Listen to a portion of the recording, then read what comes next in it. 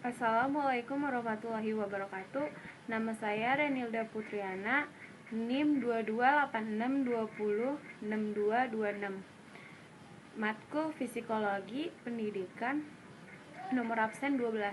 Judul jurnal yaitu Pengaruh Strategis Pembelajaran PQ4R terhadap keterampilan metakognitif dan hasil belajar biologi siswa putra dan putri kelas 11 SMA di Kota Banjarmasin. Kelompok 7 dari bab 8. Yang saya hormati Ibu dosen pengampu yaitu Ibu Siti Nurhayati MPD CHKOM. Di sini saya akan mempresentasikan judul artikel mengenai pengaruh strategi pembelajaran PQ4R terhadap keterampilan metakognitif dan hasil belajar biologi siswa putra dan putri kelas 11 SMA di Kota Banjarmasin. Yang pertama ada abstrak. Abstrak yaitu pada era pengetahuan ini, dunia pendidikan lebih menekankan pada kompetensi dalam suatu keterampilan, salah satunya keterampilan berpikir, atau sebagai salah satu cara menghadapi era tersebut yaitu melalui pembelajaran. Paradigma pembelajaran biologi sains merupakan pelajaran student-catered. Guru diharapkan sebagai fasilitator bagi siswa dalam proses menemukan informasi. Oleh sebab itu, guru harus membantu siswa menjadi pemikiran yang baik. Penelitian kuasi eksperimen ini bertujuan mengungkapkan pengaruh strategi pembelajaran PQ4R terhadap keterampilan metakognitif dan hasil belajar biologi. Pengaruh gender terhadap keterampilan metakognitif dan hasil belajar,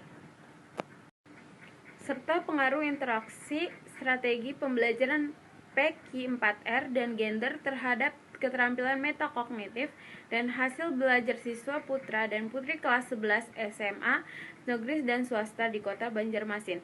Pengumpulan data variabel terkait melalui tes esai penilaian keterampilan metakognitif mengacu pada Corbima 2011, sedangkan untuk hasil belajar terkait melalui mengacu pada HART, data dianalisis dengan ANACOVA.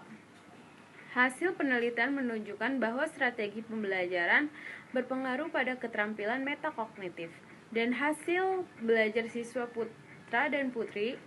Belajar meneliti ini dapat disimpulkan bahwa strategi PQ4R berpotensi dalam meningkatkan keterampilan metakognitif dan hasil belajar biologi siswa. Pendahuluan.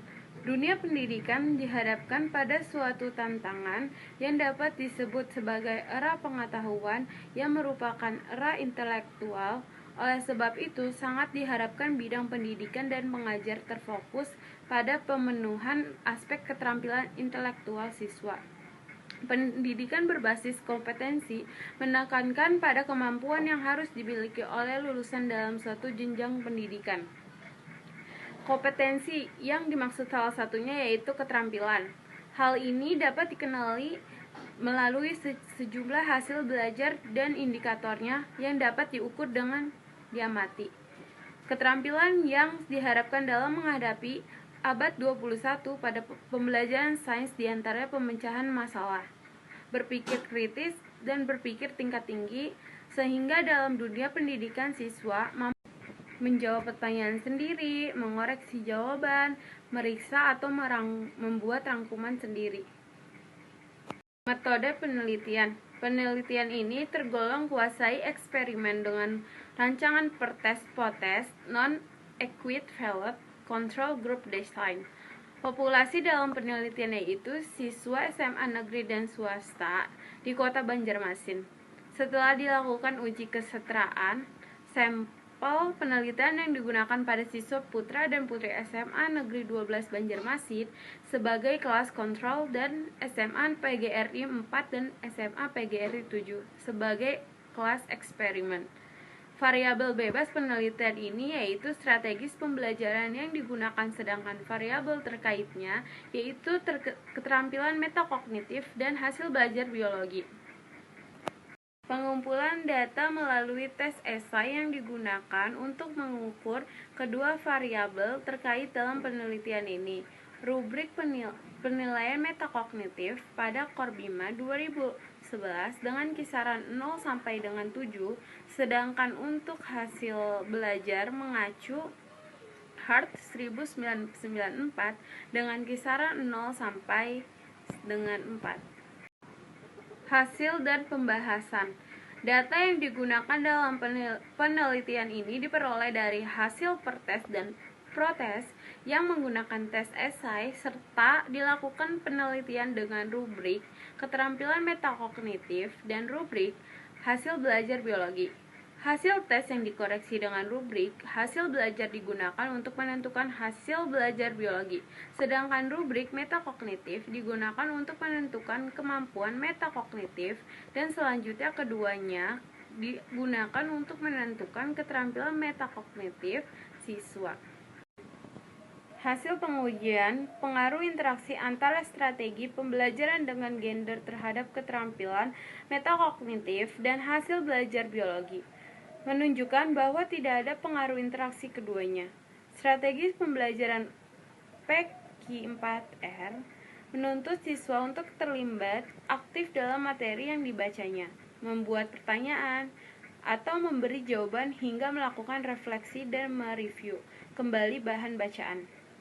Tahap-tahap ini menggambarkan bahwa siswa harus mengambil keputusan dalam setiap tindakan, monitoring, dan mengevaluasi proses pembelajaran, sehingga dapat membantu siswa dalam upaya mengembangkan keterampilan metakognitifnya.